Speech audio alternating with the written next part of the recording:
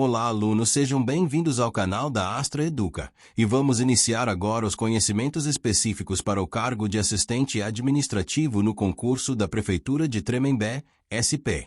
Nesta aula, vamos abordar noções de administração pública, com foco nos princípios constitucionais, princípios explícitos e implícitos, ética na administração pública e organização administrativa. Começando pelos princípios constitucionais da administração pública. Esses princípios estão previstos no artigo 37 da Constituição Federal e são fundamentais para o funcionamento da administração pública. São conhecidos pelo mnemônico LIMP: legalidade, impessoalidade, moralidade, publicidade e eficiência. O princípio da legalidade estabelece que o agente público só pode agir conforme a lei. Diferente do particular, que pode fazer tudo o que a lei não proíbe, o administrador público só pode fazer o que a lei permite. O princípio da impessoalidade determina que a administração deve agir sem favorecer ou prejudicar pessoas específicas. O interesse público deve sempre prevalecer. O princípio da moralidade exige conduta ética, honesta e de boa-fé por parte dos agentes públicos. Não basta ser legal, é preciso ser moral. O princípio da publicidade garante a transparência dos atos administrativos, permitindo que a sociedade tenha acesso às informações. E o princípio da eficiência exige que a administração atue com qualidade, rapidez e economia, buscando sempre os melhores resultados. Agora vamos falar sobre os princípios explícitos e implícitos. Os princípios explícitos são aqueles que estão expressamente previstos na Constituição, como os 5 que acabamos de estudar. Já os princípios implícitos não estão escritos de forma direta, mas são reconhecidos pela doutrina e pela jurisprudência. Entre os principais, podemos destacar o princípio da supremacia do interesse público, que coloca o interesse coletivo acima do interesse individual, e o princípio da indisponibilidade do interesse público, que significa que o gestor não pode abrir mão dos interesses da sociedade. Também podemos citar o princípio da continuidade do serviço público, que determina que os serviços públicos não podem ser interrompidos, e o princípio da razoabilidade e proporcionalidade, que exigem equilíbrio nas decisões administrativas. Agora vamos falar sobre ética na administração pública. A ética está diretamente ligada ao comportamento do servidor público. Ela envolve valores como honestidade, responsabilidade, respeito e compromisso com o interesse público. O servidor deve agir com transparência, evitar conflitos de interesse, não utilizar o cargo para benefício próprio e respeitar os recursos públicos. A conduta ética fortalece a confiança da população na administração pública e contribui para um serviço de qualidade. Por fim, vamos falar sobre organização administrativa. A organização administrativa trata da estrutura do Estado e da forma como a administração pública se organiza para prestar serviços. Ela pode ser dividida em administração direta e indireta. A administração direta é composta pelos órgãos que integram os entes federativos, como União, Estados, Distrito Federal e municípios.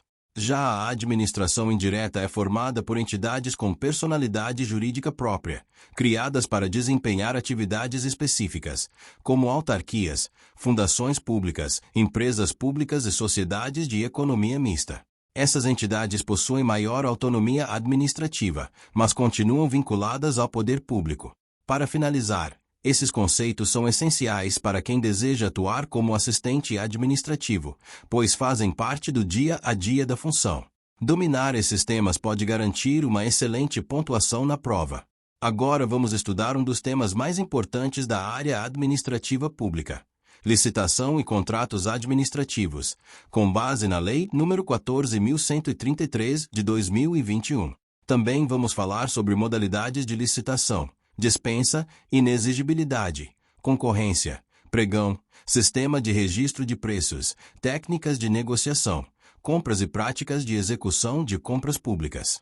Esse é um conteúdo muito forte em concursos para cargos administrativos, porque o assistente administrativo atua diretamente ou indiretamente em processos de compras, apoio documental, organização de procedimentos e acompanhamento de rotinas administrativas. Vamos direto ao ponto. A Lei nº 14.133 de 2021 é a nova Lei de Licitações e Contratos Administrativos. Ela trouxe regras gerais para a administração pública direta, autárquica e fundacional da União, dos Estados, do Distrito Federal e dos municípios. O objetivo principal da licitação é garantir a seleção da proposta mais vantajosa para a administração pública, assegurar igualdade de condições entre os participantes e promover a legalidade, a impessoalidade, a moralidade, a publicidade, a eficiência e o interesse público. Em termos simples, licitação é o procedimento administrativo utilizado pelo poder público para contratar obras, serviços, compras e alienações, respeitando critérios legais e dando oportunidade de competição entre os interessados. A nova lei também reforça princípios importantes, como planejamento, transparência, segregação de funções, motivação, competitividade, julgamento objetivo, segurança jurídica, razoabilidade e desenvolvimento nacional sustentável. Agora vamos entender o que são contratos administrativos. Contrato administrativo é o acordo firmado entre a administração pública e um particular, ou até entre órgãos públicos, para atender a uma necessidade pública, com regras próprias do direito público. Diferente dos contratos privados, os contratos administrativos possuem cláusulas que colocam a administração em posição de supremacia em relação ao contratado, sempre para proteger o interesse público. São as chamadas cláusulas exorbitantes, como a possibilidade de alteração unilateral em certas hipóteses, fiscalização da execução, aplicação de sanções e rescisão contratual nos casos previstos em lei. Em concurso, é muito importante entender que a licitação vem antes da contratação, salvo exceções previstas em lei, como dispensa e inexigibilidade. Agora vamos às modalidades de licitação previstas na Lei nº 14.133. As principais modalidades são concorrência, pregão, concurso, leilão e diálogo competitivo. Para o seu edital, vamos focar especialmente em concorrência e pregão, além das contratações diretas por dispensa e inexigibilidade. Começando pela concorrência. A concorrência é a modalidade de licitação utilizada para a contratação de bens e serviços especiais e de obras e serviços comuns e especiais de engenharia. O critério de julgamento pode variar conforme o objeto, como menor preço, melhor técnica, técnica e preço, maior retorno econômico ou maior desconto. A concorrência é uma modalidade mais ampla, mais formal e geralmente usada em contratações de maior complexidade ou relevância. Agora o pregão. O pregão é a modalidade utilizada para a aquisição de bens e serviços comuns, ou seja, aqueles cujos padrões de desempenho e qualidade podem ser objetivamente definidos no edital. O pregão pode ocorrer na forma eletrônica ou presencial, mas a forma eletrônica é a preferencial, por ampliar a competitividade, a transparência e a economicidade. O pregão possui uma dinâmica própria. Primeiro ocorre a fase preparatória, em que a administração define a necessidade, elabora o estudo técnico preliminar, o termo de referência, a pesquisa de preços e o edital. Depois vem a divulgação do edital, o recebimento das propostas, a etapa de lances, o julgamento, a habilitação, a fase recursal, a adjudicação e a homologação. No pregão, em regra, primeiro se julga a proposta e depois se verifica a habilitação do vencedor. Isso torna o procedimento mais ágil. A etapa de lances é uma característica marcante do pregão. Os licitantes apresentam propostas iniciais e depois podem oferecer lances sucessivos, buscando reduzir o preço ou melhorar sua oferta, conforme o critério adotado. Agora vamos falar da dispensa de licitação. A dispensa ocorre quando a própria lei autoriza a contratação direta, mesmo sendo possível a competição. Ou seja, a licitação seria viável. Mas o legislador entendeu que, em determinadas hipóteses, ela pode ser afastada.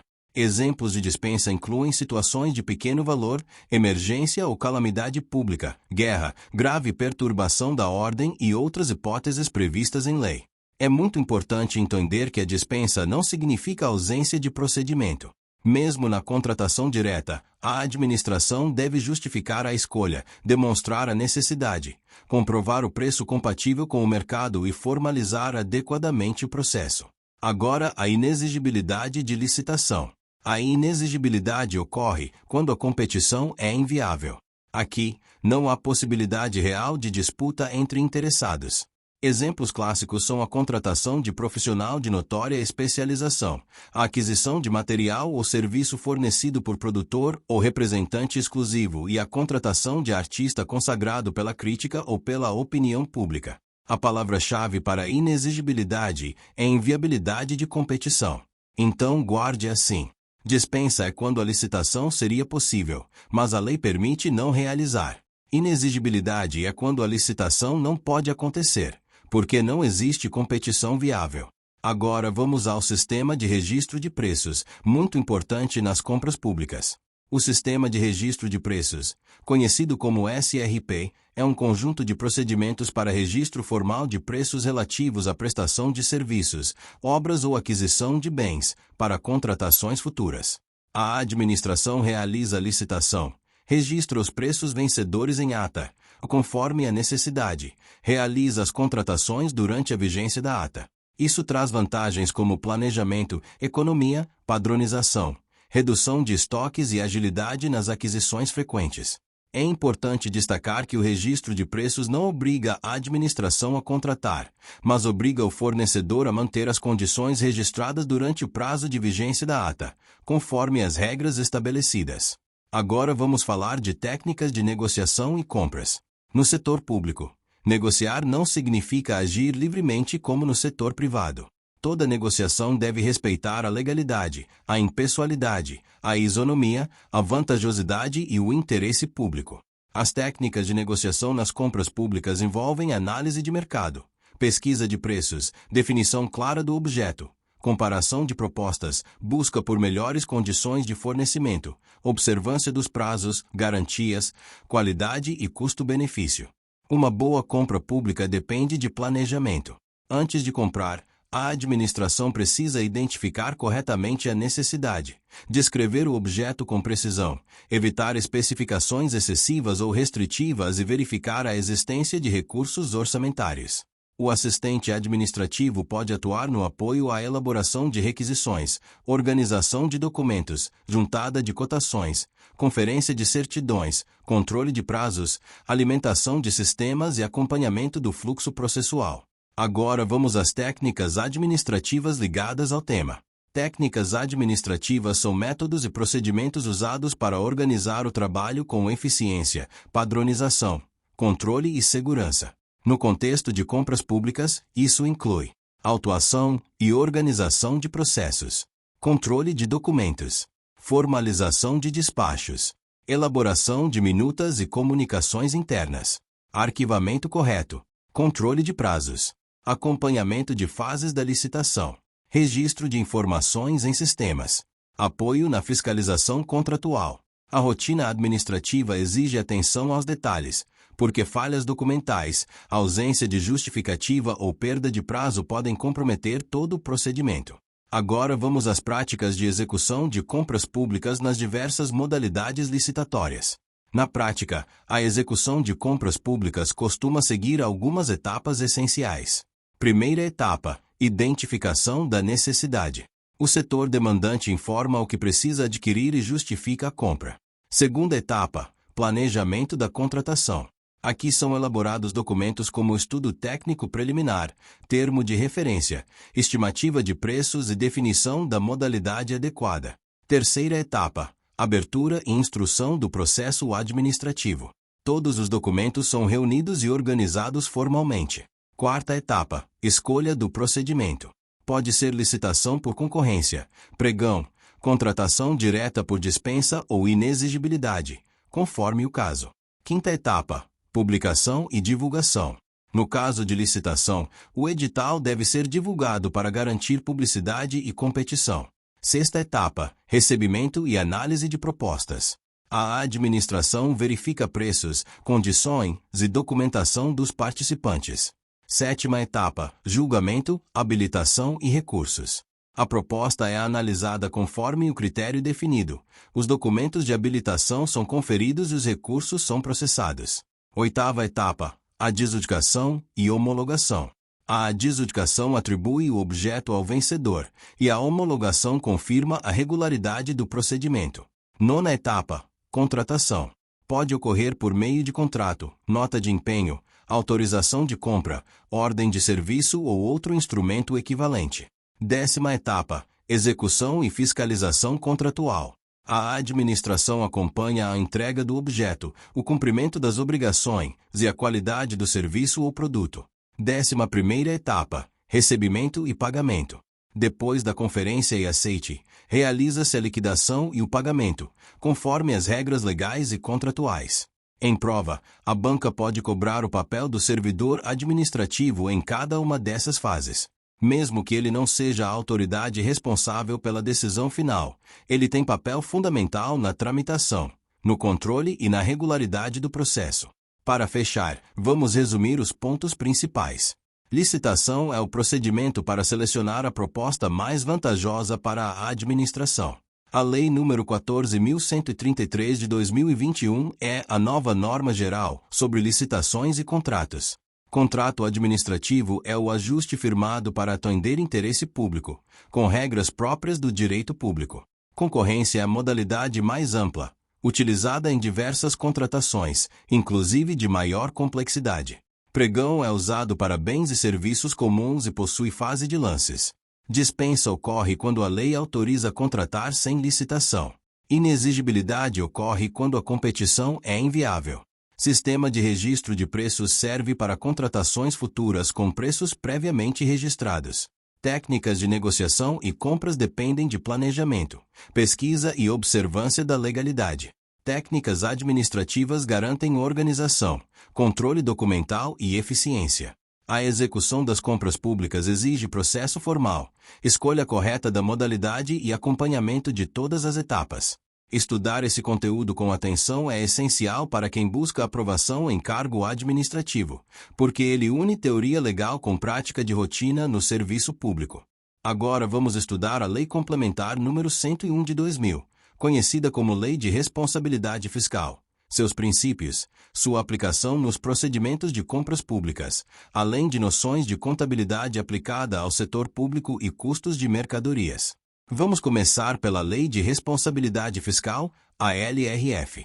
A LRF é uma das normas mais importantes da administração pública brasileira. Ela estabelece regras para garantir o equilíbrio das contas públicas, promovendo uma gestão responsável, transparente e planejada dos recursos públicos. O principal objetivo da LRF é evitar o descontrole dos gastos públicos, obrigando os gestores a atuarem com planejamento, responsabilidade e transparência. Entre os principais princípios da LRF, podemos destacar o princípio do planejamento, que exige que toda ação governamental esteja prevista em instrumentos como o Plano Plurianual, a Lei de Diretrizes Orçamentárias e a Lei Orçamentária Anual. O princípio da transparência, que garante que a sociedade tenha acesso às informações sobre receitas, despesas, gastos com pessoal, dívidas e execução orçamentária. O princípio do equilíbrio fiscal, que determina que o governo não pode gastar mais do que arrecada de forma irresponsável, devendo manter o controle das contas públicas. O princípio do controle, que envolve a fiscalização por órgãos internos e externos, como tribunais de contas.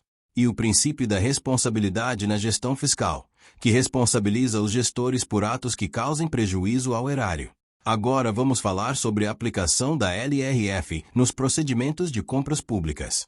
Toda compra realizada pela administração deve respeitar o orçamento disponível e os limites estabelecidos pela LRF. Antes de realizar uma compra, é necessário verificar se a dotação orçamentária, ou seja, se existe previsão de recursos para aquela despesa. Além disso, a despesa deve estar compatível com o planejamento governamental e não pode comprometer o equilíbrio das contas públicas. A LRF também exige que sejam respeitados limites com despesas, especialmente com pessoal, e impõe regras para a contratação de serviços e aquisição de bens. Outro ponto importante é que a administração deve agir com economicidade, ou seja, buscar sempre a melhor relação entre custo e benefício nas compras públicas.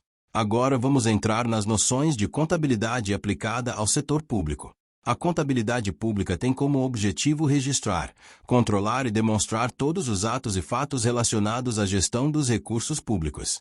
Ela permite acompanhar a execução do orçamento, controlar despesas e receitas e garantir transparência na gestão. Diferente da contabilidade privada, que foca no lucro, a contabilidade pública foca no controle e na correta aplicação dos recursos.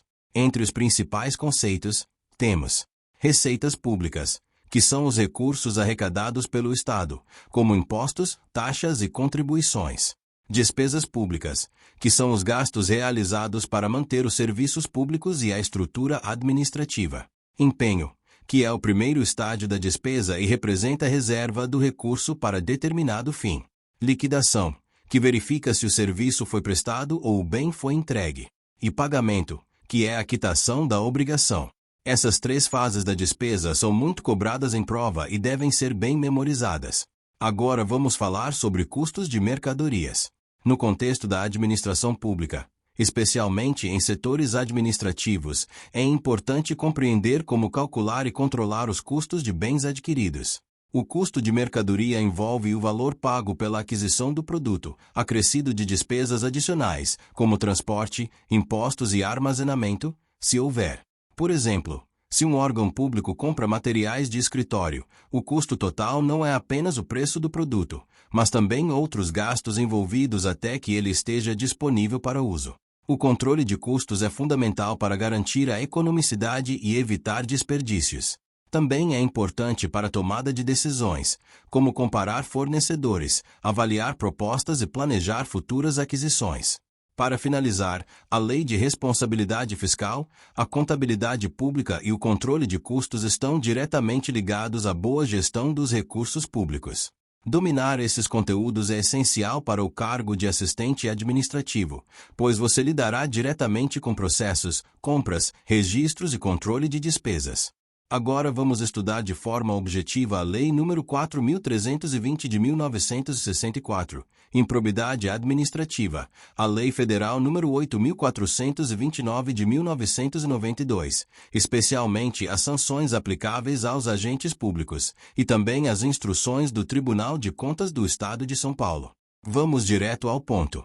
Começando pela Lei nº 4.320 de 1964. Essa lei estabelece normas gerais de direito financeiro para elaboração e controle dos orçamentos e balanços da União, dos estados, dos municípios e do Distrito Federal.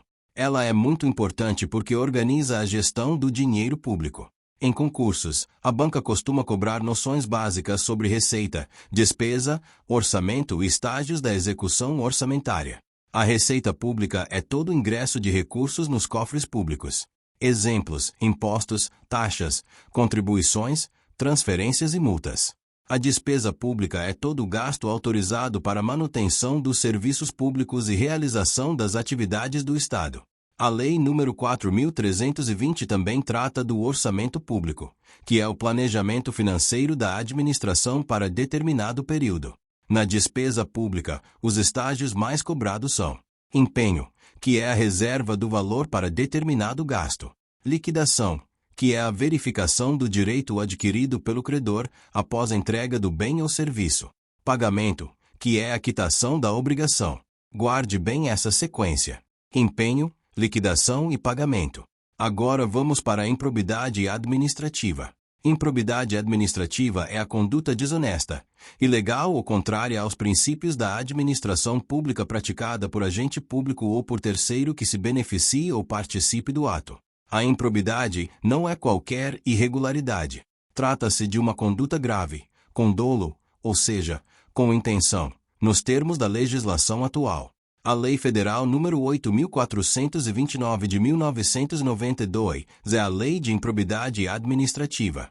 Ela trata dos atos ímprobos e das sanções aplicáveis. Os atos de improbidade podem envolver, em linhas gerais, enriquecimento ilícito, prejuízo ao erário, violação aos princípios da administração pública. Enriquecimento ilícito acontece quando o agente público obtém vantagem patrimonial indevida em razão do cargo. Prejuízo ao erário ocorre quando a conduta causa dano aos cofres públicos, como desvio, desperdício ilegal ou perda de bens e valores públicos. Violação aos princípios da administração pública acontece quando a ofensa à legalidade, impessoalidade, moralidade, publicidade e eficiência. Agora, atenção para as sanções aplicáveis aos agentes públicos. A lei prevê, conforme a gravidade do ato, perda dos bens ou valores acrescidos ilicitamente ao patrimônio, ressarcimento integral do dano, perda da função pública, suspensão dos direitos políticos, pagamento de multa civil, proibição de contratar com o poder público ou receber benefícios ou incentivos fiscais e creditícios. A aplicação dessas sanções depende do tipo de ato praticado e de decisão judicial.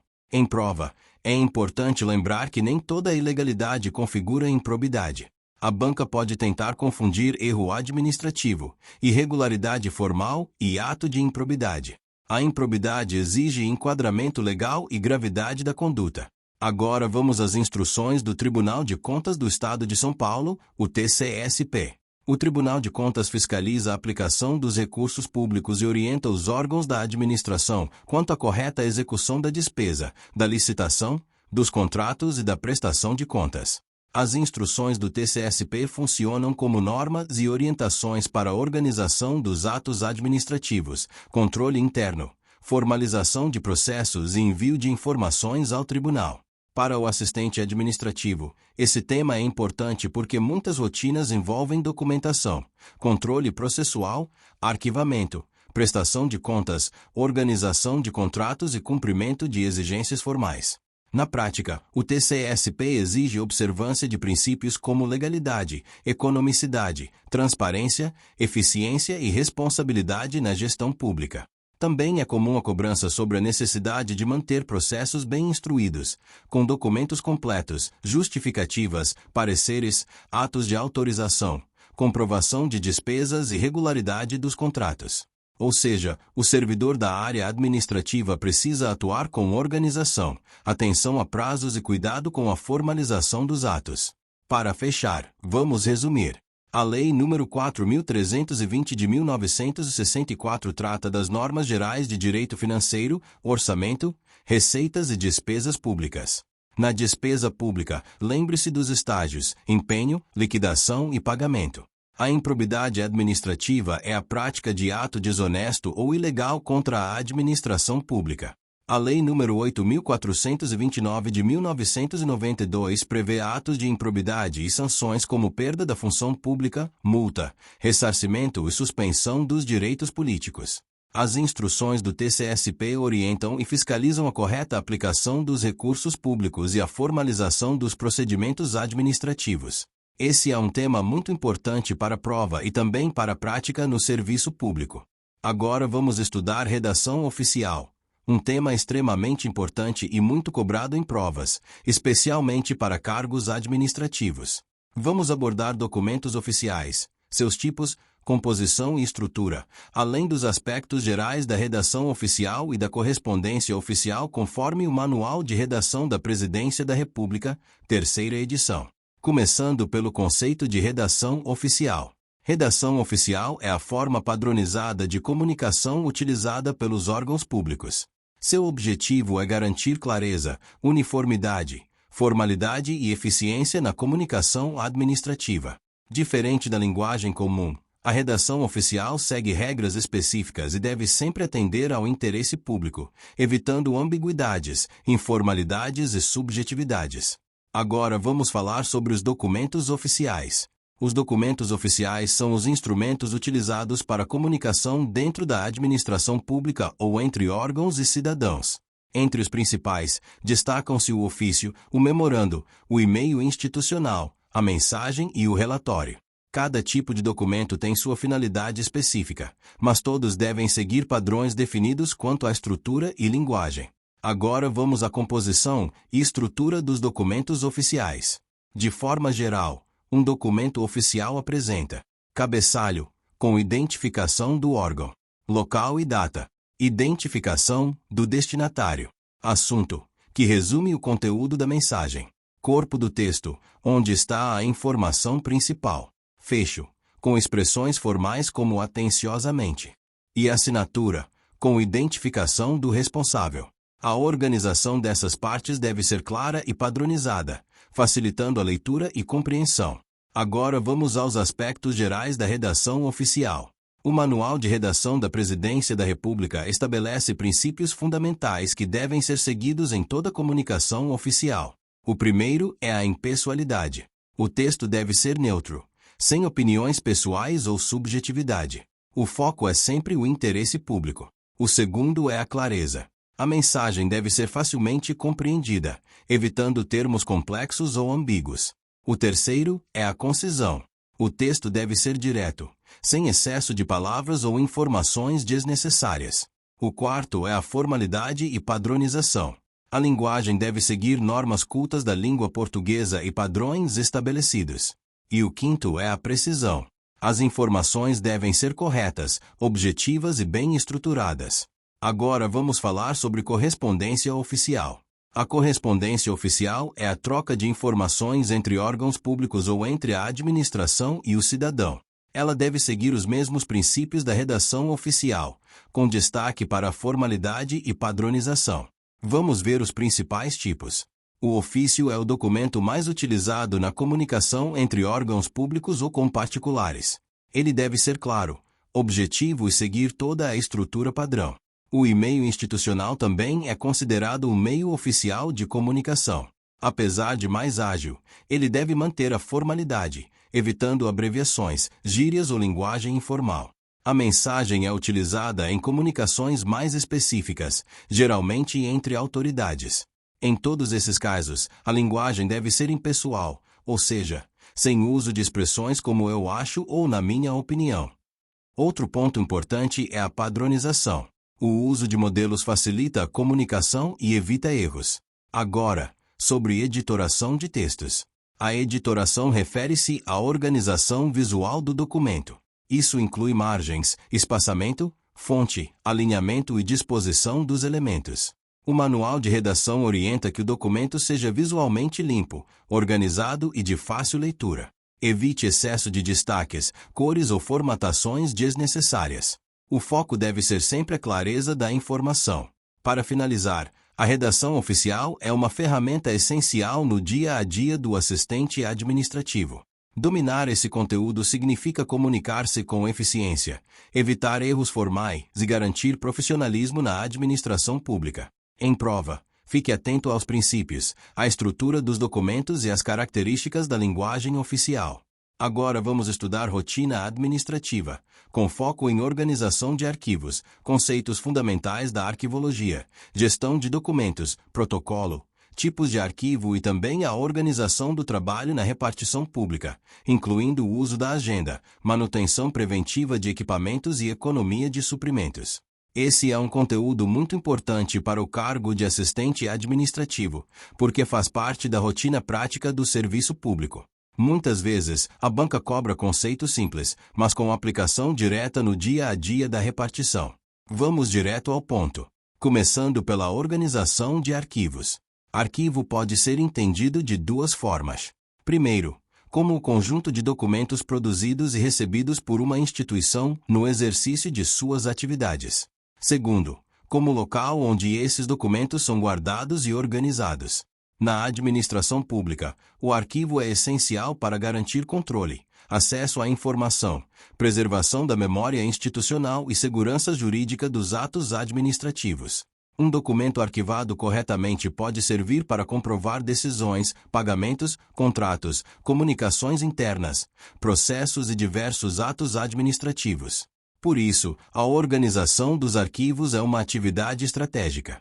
Agora vamos aos conceitos fundamentais da arquivologia.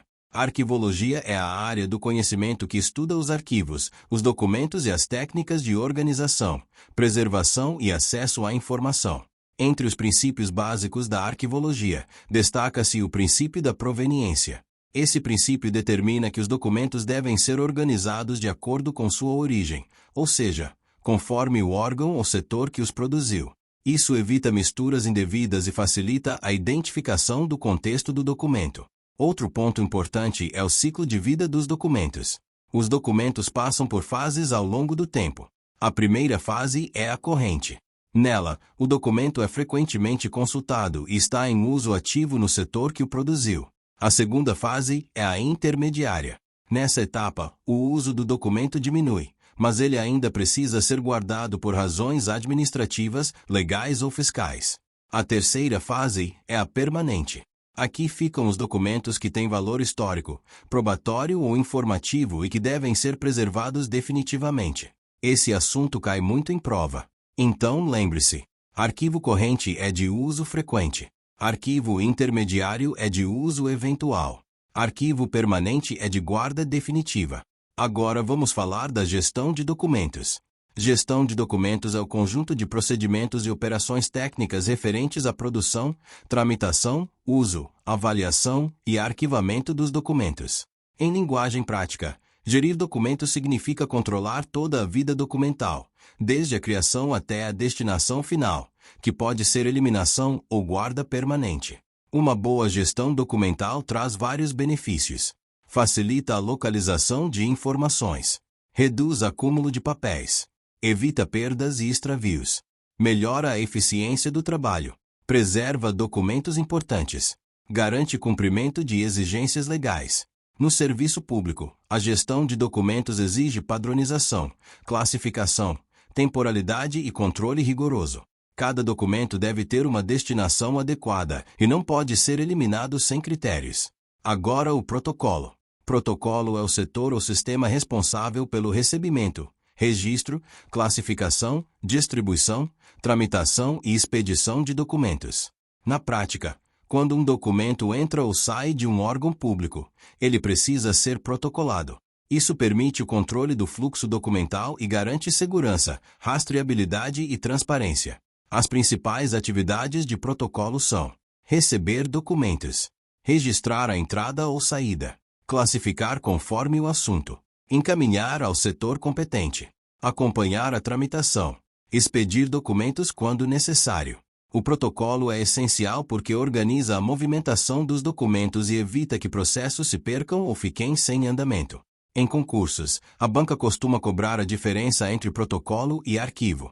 O protocolo controla a movimentação dos documentos. O arquivo guarda e organiza os documentos após sua tramitação ou durante sua permanência administrativa. Agora vamos aos tipos de arquivo. Os arquivos podem ser classificados de diferentes formas. Quanto à fase de uso, como já vimos, podem ser corrente, intermediário, permanente. Quanto à forma de organização, podem seguir diferentes critérios. Alfabético, quando os documentos são organizados por nomes. Numérico, quando a organização é por números. Cronológico, quando segue datas. Geográfico, quando considera locais. Por assunto, quando agrupa conforme o tema. Cada tipo de organização deve ser escolhido conforme a necessidade do órgão e a facilidade de recuperação da informação. Por exemplo, em cadastro de servidores, o critério alfabético pode ser mais útil. Em processos administrativos, o critério numérico costuma ser muito usado. Em controle de documentos por data, o cronológico é o mais adequado. Agora vamos para a organização do trabalho na repartição pública. O assistente administrativo precisa atuar com método, planejamento e disciplina. Uma repartição organizada depende de rotinas bem definidas, controle de tarefas e uso racional do tempo e dos recursos. Um dos instrumentos mais importantes nesse contexto é a agenda. A utilização da agenda ajuda no controle de compromissos, reuniões, prazos, atendimentos, vencimentos e atividades programadas. Usar a agenda, seja física ou eletrônica, contribui para evitar esquecimentos, organizar prioridades, cumprir prazos, distribuir melhor as tarefas, melhorar a produtividade. No setor público, perder prazos pode gerar atrasos em processos, falhas administrativas e até prejuízos ao interesse público. Por isso, a agenda é uma ferramenta de apoio indispensável. Outro ponto importante é o uso e a manutenção preventiva de equipamentos. Equipamentos como computadores, impressoras, scanners, telefones e outros recursos tecnológicos fazem parte da rotina administrativa. O uso correto desses equipamentos aumenta a vida útil e reduz custos com reparos. A manutenção preventiva consiste em cuidados periódicos para evitar falhas e problemas futuros. Isso inclui limpeza adequada, uso correto dos aparelhos, atualização de sistemas, verificação de cabos e conexões, desligamento correto dos equipamentos, comunicação imediata de defeitos ao setor responsável. No serviço público, o servidor deve zelar pelo patrimônio público. Isso significa usar os equipamentos com responsabilidade, evitar desperdícios e contribuir para sua conservação. Agora vamos falar da economia de suprimentos. Suprimentos são os materiais utilizados na rotina de trabalho, como papel, canetas, toner, pastas, grampos, envelopes e materiais de limpeza ou escritório em geral. A economia de suprimentos não significa deixar faltar material, mas usar os recursos com racionalidade, evitando excessos, desperdícios e mau uso. Algumas práticas importantes são: imprimir apenas quando necessário, evitar cópias desnecessárias, aproveitar melhor o papel, controlar o estoque, solicitar materiais de forma consciente, armazenar corretamente os itens, acompanhar o consumo do setor. No ambiente público, a economia de suprimentos está ligada aos princípios da eficiência e da economicidade. O dinheiro usado para comprar materiais é recurso público, e por isso deve ser administrado com responsabilidade. Para fechar, vamos fazer uma revisão objetiva. Arquivo é o conjunto de documentos produzidos e recebidos por uma instituição, ou local onde são guardados. Arquivologia é a área que estuda a organização, preservação e acesso aos documentos. Gestão de documentos é o controle da produção, tramitação, uso e destinação dos documentos. Protocolo é o setor ou sistema que controla a entrada, saída e movimentação documental. Os arquivos podem ser correntes, intermediários e permanentes. Na repartição pública, a organização do trabalho depende de planejamento, uso adequado da agenda, cuidado com equipamentos e economia de suprimentos. Dominar esse conteúdo é essencial para o assistente administrativo, porque ele está diretamente ligado à rotina do cargo e ao funcionamento eficiente da administração pública. Vamos estudar temas fundamentais para o desempenho no serviço público: liderança, qualidade e organização, excelência no atendimento ao cidadão, com foco no atendimento presencial e por telefone. Vamos começar pelo conceito de liderança. Liderança é a capacidade de influenciar, orientar e motivar pessoas para alcançar objetivos. No serviço público, mesmo que o cargo não seja de chefia, o servidor pode exercer liderança no dia a dia, através de atitudes, postura profissional e colaboração com a equipe. Existem diferentes estilos de liderança. A liderança autocrática é aquela em que o líder centraliza decisões. A democrática envolve participação da equipe nas decisões. Já a liderança liberal dá mais autonomia aos colaboradores. No contexto da administração pública, a liderança mais valorizada é aquela baseada no equilíbrio, no diálogo, na responsabilidade e no foco no interesse público. Um bom líder no setor público deve ter ética, capacidade de comunicação, organização, empatia e compromisso com resultados. Agora vamos falar sobre qualidade e organização. Qualidade no serviço público significa prestar serviços de forma eficiente, correta e que atenda às necessidades do cidadão. Já a organização está relacionada à forma como o trabalho é estruturado, controle de tarefas, cumprimento de prazos, arquivamento adequado de documentos e planejamento das atividades. Um ambiente organizado evita erros, retrabalho e perda de informações, além de aumentar a produtividade. No dia a dia de um assistente administrativo, organização é essencial para lidar com documentos, processos, atendimentos e demandas simultâneas. Agora vamos ao conceito de excelência no atendimento ao cidadão. O cidadão é o foco da administração pública. Portanto, o atendimento deve ser realizado com respeito, eficiência, clareza e cordialidade. Excelência no atendimento significa ir além do básico. É compreender a necessidade do cidadão, prestar informações corretas, resolver problemas e garantir um atendimento humanizado. Isso envolve escuta ativa, ou seja, ouvir com atenção, sem interrupções, e demonstrar interesse pela demanda apresentada. Também envolve empatia, que é a capacidade de se colocar no lugar do outro, entendendo suas dificuldades. Agora vamos falar sobre o enfoque na qualidade no atendimento. Um atendimento de qualidade deve ser rápido, evitando longas esperas. Claro, com informações compreensíveis.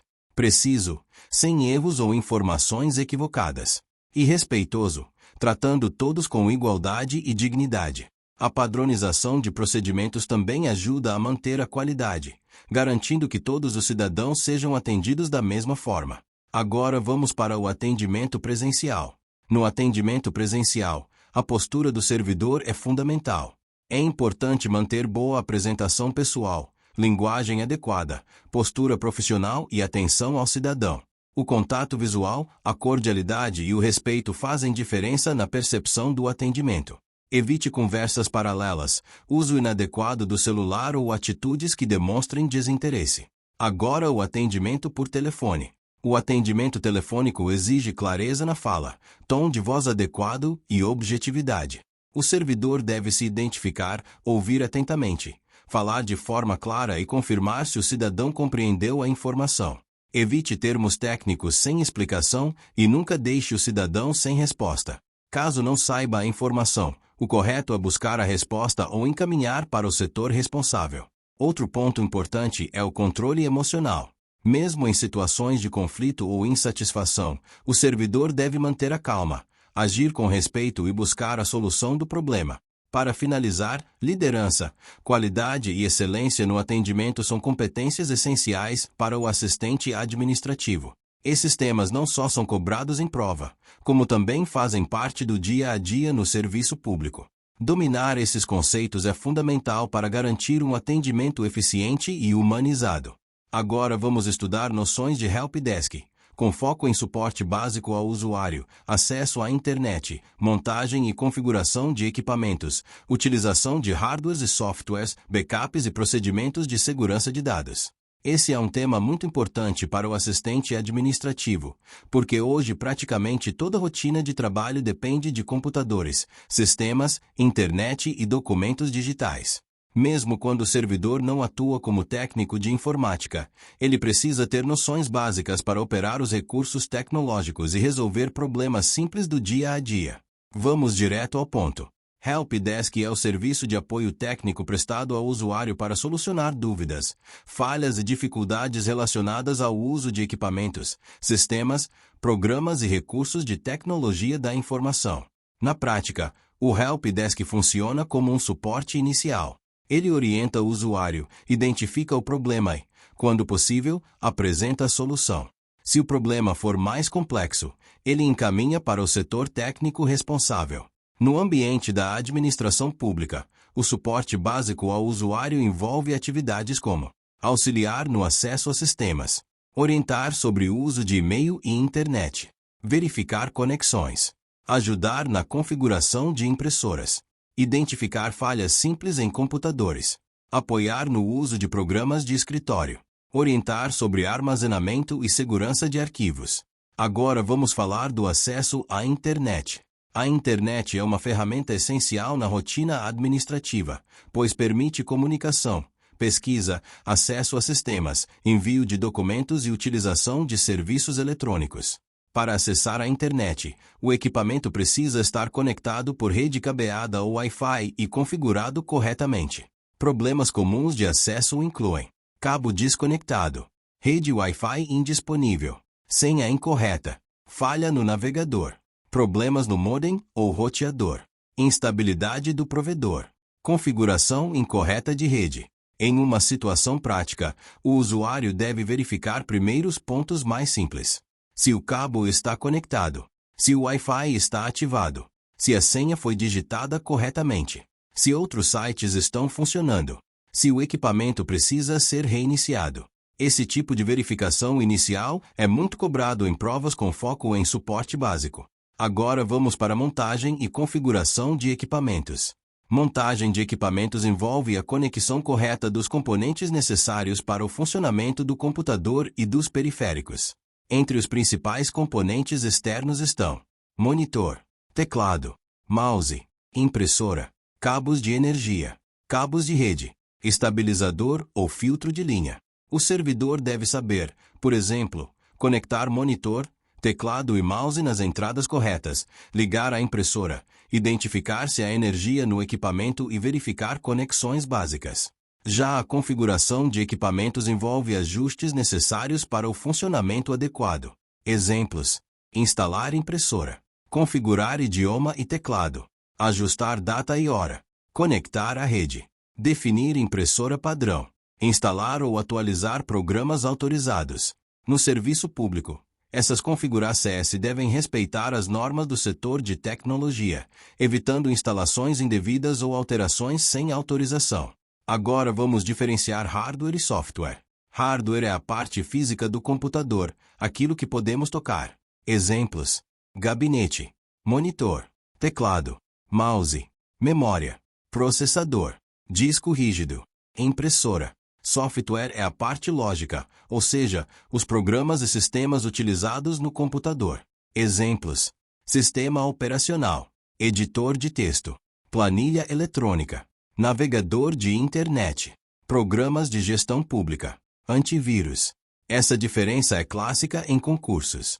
Em suporte básico, o usuário precisa reconhecer se o problema é de hardware ou de software. Exemplo: se o computador não liga, pode haver problema de energia ou componente físico, ou seja, hardware. Se o computador liga, mas o programa trava, o problema pode ser no software.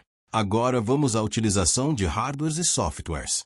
Usar adequadamente os hardwares significa operar os equipamentos com cuidado, respeitando limites e procedimentos corretos. Alguns exemplos de boas práticas são: não forçar conexões, não desligar o computador de forma abrupta, manter os equipamentos limpos, evitar líquidos próximos ao teclado e ao monitor, usar impressoras conforme orientação, comunicar falhas ao setor responsável. Na utilização de softwares, é importante salvar arquivos corretamente, usar programas autorizados, não instalar aplicativos sem permissão, manter senhas em sigilo, fechar corretamente os sistemas, atualizar arquivos com atenção, evitar abrir links ou anexos suspeitos. Agora vamos falar dos backups. Backup é a cópia de segurança dos dados. Ele serve para preservar informações importantes em caso de perda, falha, exclusão acidental, ataque virtual ou dano ao equipamento. Em linguagem simples, backup é uma cópia de proteção. Os backups podem ser feitos em HD externo, servidores, nuvem, pendrives, sistemas de armazenamento institucional. A principal função do backup é permitir a recuperação dos dados. Por exemplo, se um computador apresentar defeito e os arquivos não estiverem salvos em local seguro, pode haver perda total das informações. Com o backup, esses dados podem ser restaurados. No ambiente público, é fundamental realizar cópias de segurança dos arquivos de trabalho, especialmente documentos administrativos, planilhas, relatórios, cadastros e processos digitalizados. Agora os procedimentos de segurança de dados. Segurança de dados é o conjunto de medidas adotadas para proteger informações contra perda, acesso indevido, alteração não autorizada ou destruição. Entre os principais cuidados de segurança estão: uso de senhas fortes, troca periódica de senha, não compartilhar login e senha, uso de antivírus, cuidado com e-mails suspeitos, não acessar sites inseguros, bloquear a tela ao se ausentar, fazer backup regularmente, armazenar arquivos em locais protegidos, respeitar perfis de acesso aos sistemas. Uma prática muito importante é desconfiar de mensagens suspeitas. Muitos golpes acontecem por e-mail ou links falsos que tentam capturar senhas ou instalar programas maliciosos. Outro ponto essencial é o sigilo das informações. No serviço público, muitos dados são sensíveis e não podem ser acessados ou divulgados sem autorização. Por isso, o servidor deve agir com responsabilidade, preservando documentos, cadastros, relatórios e informações institucionais. Para fechar, vamos resumir. Help Desk é o suporte básico ao usuário para resolver dúvidas e problemas simples de tecnologia. O acesso à internet depende de conexão, configuração e funcionamento da rede. Montagem e configuração de equipamentos envolvem conexão correta dos componentes e ajustes básicos de funcionamento. Hardware é a parte física do computador. Software é a parte lógica, composta por programas e sistemas. Backup é a cópia de segurança dos dados. Segurança de dados envolve medidas para proteger informações contra perda, fraude ou acesso indevido.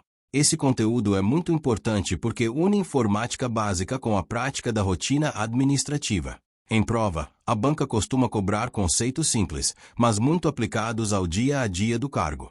E assim finalizamos mais uma aula aqui no canal da Astro Educa, focada no concurso da Prefeitura de Tremembé, SP. Revise esse conteúdo com atenção, pratique questões e mantenha constância nos estudos, porque é isso que realmente faz a diferença na sua aprovação. Lembre-se, não é sobre estudar muito em um único dia, mas sobre estudar todos os dias com foco e estratégia. Se você chegou até aqui, já está à frente de muita gente que ainda nem começou.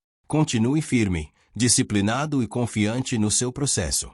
Desejo a você, concurseiro e concurseira de Tremembé, muita força, determinação e sabedoria nessa caminhada. A sua aprovação é totalmente possível. Nos vemos na próxima aula e boa sorte na sua prova.